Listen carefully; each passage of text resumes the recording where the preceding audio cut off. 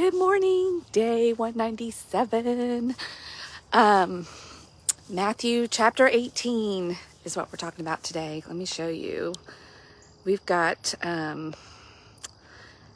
some pink in the sky over there, and the sun is behind the clouds. Interestingly enough, I need to go back and look at the verse, but in Matthew, in the last couple of days, I read that Jesus even quoted, just as it is known that a red sky in the evening means that there will be good weather the following day, and a red sky in the morning means that there will be inclement weather. That's my words. I have to go back and find it, but I was like, ooh, I didn't know this. Like these types of things before we had, TV news and weathermen and radar and satellite, people used to know stuff like this. And in our knowledge, we have lost a lot of knowledge. Wow. So that's kind of cool. And I think so I'm going to have to pay attention to that little tidbit now. And the cows are out. Well, you can't see them way over there. This is kind of an interesting little area we have here on the horizon over there. Not on the horizon, but on the hill on the other side of the lake. Well, it's a farm, but up on the hill is a maximum security prison. So this lake is called Reformatory Lake. Isn't that interesting? And so those of us that are local here, I wish I could kayak and do things there, but I'm sure because of the prison, they keep, people can't be on the, and also because it's a farm and there are cows that use it, it's probably not very, they don't want people to get sick. But anyway, back to the program. Just sharing a little bit of my world here. And with the clouds, it's a little cool. And Matthew chapter 18. And the theme or the concept today, I really had to spend a lot of time on this one, is the paradox of discipleship. And Jesus has his disciples gathered around, and sounds like they're just chit-chatting, being, just friends and talking. And one of them asked the question, so who's going to be the greatest in heaven? When we get to heaven, out of us, who's going to be greatest? And Jesus, of course, being the most perfect teacher there is, he takes this as an opportunity to teach them. And the disciples are learning in action, watching Jesus every day. And even watching him, they don't fully get things. And just like we don't either. We're human. This is hard. It's paradoxical what he is asking them to do. And whether or not you're a Bible-believing Christian, of course, that's what we're focusing on here, is learning from the Bible and trying to make it practical. But you can be disciples in lots of things. But the concept of being a disciple, and he uses children as an example here. He actually goes and gets a child, puts it in the middle of them and said, this is what I want you to be like. And what qualities do children have? They are innocent. They are open. Usually they're just open. They're excited. They are learners, natural learners. They haven't put that wall down where they just think they know it all. So they're very pliable. They're very teachable. And they're very easily influenced because they're excited and they want to learn, and they're humble. All of those qualities together are kind of the picture of humility or humbleness. Children are humble. And what makes them so humble is that they don't even know a word like humble exists. They're just being naturally excited about life. And they really take their teachers seriously. Like, this is why as parents, we have to be so careful, or any kind of adult, really. And when I use the paradox of discipleship here, like, we all should realize that we're called to be teachers, and we all are teachers and influencers. That's a very popular word right now. We're all influencers, whether you call yourself or not.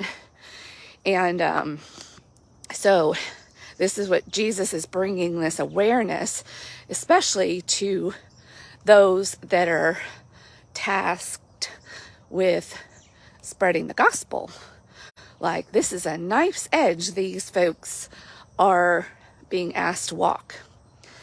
You've got to be childlike in your relationship with God, like humble, teachable, always learning, innocent as you can be. And this even harkens back to when he sent them out, when he sends out the 12 and says, I want you to be as innocent as doves, but as shrewd as snakes.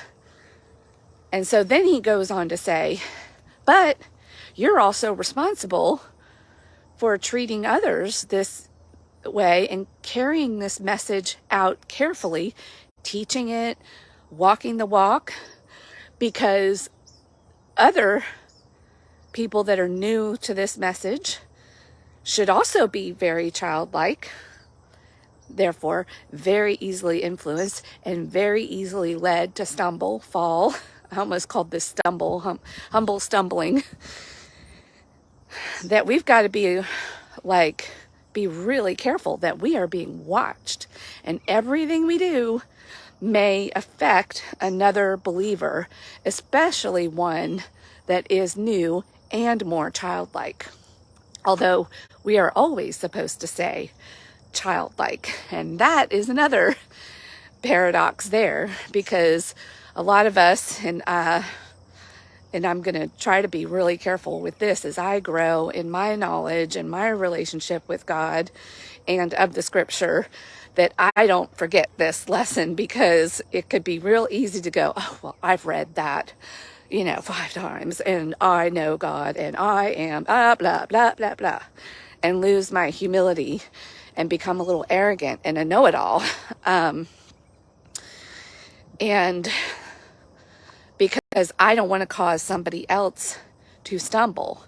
But at the same point, I don't want to be so innocent and so clueless walking around that I forget that people are watching me. And when I sin outwardly and publicly and then cause somebody else to, because they're looking to me as a disciple or a teacher or leader, that they then think that it's okay to go do that. So always, that's why as a believer, as a church, because he goes on to point this out, that we are responsible for holding each other accountable. And because, again, he brings back the warning that he brought, I think it was yesterday or the day before. Yeah, yesterday.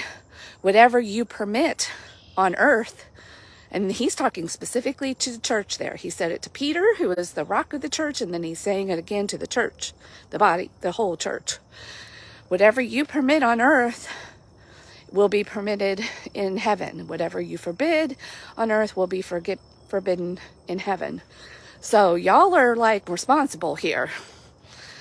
So that's pretty, and again, we've got to walk this knife's edge of humility, kindness, he goes on to talk about the concept of forgiveness and using the master who forgives somebody's debt, and then that forgiven servant going out and then going, you need to pay me back. That's what we do. We, bask in the reality of forgiveness and live in that grace that we are not deserving of, and we are given it, and yet we walk around with unforgiveness. This is one that I've struggled with, and this might even be why I have not read the Bible, honestly, or why I have just sort of flirted with the Bible, because I know I've got a hard heart against a couple of people still. So just trying to be humble and honest here, because I don't want to, this is not the gospel according to Felicia. This is Felicia trying to learn, staying humble, and just sharing what I'm learning and what he's teaching me. I don't have it all figured out by any stretch. But he does say all things are possible with God. Where two or more gather in my name, I am there. And so maybe together we can, help each other. And even saying these things out loud for what they are. Like, I don't want to walk around and pretend I got it all figured out. And when I certainly don't. But I know with God's help and this staying humble with him, humble with other people, but also recognizing at the same time that now that I've put myself out there as a follower and as a disciple, that I simultaneously become a leader and a teacher. And the weight of the responsibility of that and the awareness that needs to be with me at all times. And when I forget it and I slip up and I stumble, that even that becomes a teachable moment for not just for me, but also for others, that we are supposed to be living, breathing, walking examples, stumbling and all. Honesty, humbleness, humility. And don't you find that when you're able to be in the presence of people like that, that you actually respect them more and you trust them more? I know I do. And yet, when we do that ourselves, it's hard. It's hard. It's hard to admit that you made a mistake, that you got something wrong, that you stepped out of line, that you sinned. And then to go to somebody else and then honestly say, oh my gosh, I think I might have caused you to sin. Please, like I got that wrong. So don't think that that's okay to do because of whose I am and who I'm representing. And I forgot for just a hot minute. I slipped back fully down into my humanness. And we will, because guess what? There's the beautiful lake. Because guess what? We are human. We can't not be human. Which is why, at least I'm finding that if I stay at this daily practice of coming to God, reading his word for myself, letting him help me interpret it, internalize it, take something useful and practical out into the world in my life, letting it change and transform me and going to my heart, that is the only way I can even achieve a sliver. And that's hard to do because, as you even start to put yourself out there as a disciple and as a learner and sharing it, more people look to you and you're like, well, thanks, but remember, I don't have it all figured out. I'm just trying to, you need to do this for yourself. That's part of, as true disciples, what we are supposed to be doing to people, for people, not to people, is encouraging them to open their Bibles. And unfortunately, there are a lot of people out there that turn it into such an erudite thing that they scare the very people that are supposed to be encouraging people to do this, intimidate people and think that they can't do it. I don't have but of course, as people, we're each responsible for our own journey, and a lot of that also is excuses. So while we can cause people to stumble, or some of the things we do can maybe influence or inspire people to stumble, ultimately, we still are each responsible at the end of the day and accountable for our own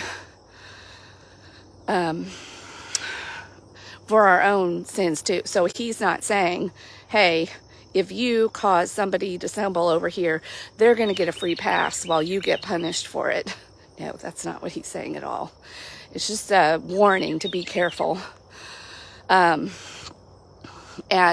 keep in mind the paradox of this concept of being teachable and knowing that you are simultaneously also a teacher. I came up with an acronym to help me. ACT, ACT, to act right. I have to accept the other person first. So there's that childlikeness. I've just got to accept in order to connect. And that's what children, again, it's sort of that childlikeness that comes first. And then I can teach. And then I can also be teachable. I allow myself to accept and connect. So I'm open. I'm not blocking. I'm open. But then I understand what is happening next is teaching. When we start communicating and really hearing each other, teaching has happened. Whether you're on the receiving end, and usually we're both. We're simultaneously, again, if you're able to live this paradox and walk this paradox, you understand that simultaneously you're always a teacher and you're being taught. And sometimes people that start putting labels on people of leadership, they forget that. And they get a little prideful and arrogant. And that's what he's like telling us. Don't do that. Don't do that. You're only going to get yourself in trouble. So it's hard, and you've got to be, again, all of this stuff takes time, effort, energy, attention, living intentionally and fully conscious and under God's design for things. But that time there is well spent, because then it helps me to go out into the world and hopefully live it out and walk it out a little bit better every day. It's a process though. And some days I'm going to stumble and I'm going to fall, and I might even cause other people to stumble. But I've always got an opportunity to come back and correct it through humility and honesty. And that's where a lot of people get stuck. They don't like eating humble pie because it tastes bad. All right. That is what I personally got in what I got today out of Matthew chapter 18. I'd love for you to do the same thing or share whatever part you're reading and whatever God is saying to you. That is the amazing thing about Scripture, is that wherever you are on your journey, wherever you are in your life, you can open that book and read it and meditate on it, internalize it, and it will say something to you. It will. All right. But you have to be open. You got to be childlike in order for this to also work. So if you're coming to it blocked and with that prideful attitude, and you're not allowing it to, so this is also a letting process, letting go. So you got to park your pride before you open that Bible, or even while you're reading it. Allow God to help you let go of whatever blocks you may have going on. And together we can rise and shine. All right. Have a great day.